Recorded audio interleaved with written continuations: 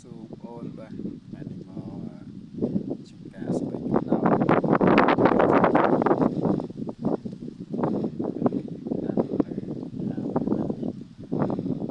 ស្បែកក្តោបនៅទីនេះគឺយើងដាំលាយជាមួយនឹងម្នាស់បងប្អូនបាទយើង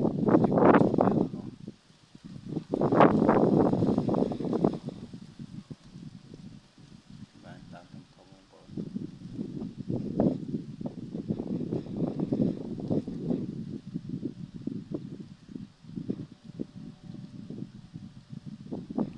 ឥឡូវស្បែកក្តោបហ្នឹងវាចាប់ផ្ដើម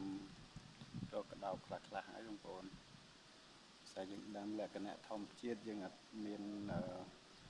ជីគីមីអីដើម្បីបំពន់ទេបាទយើងគាត់តែជីកំប៉ុស្ត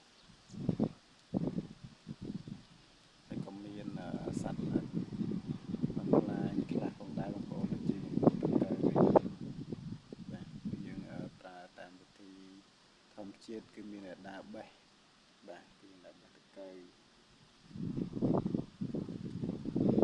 បងប្អូនណាតំណេមកជួយបេះតកៅបងប្អូន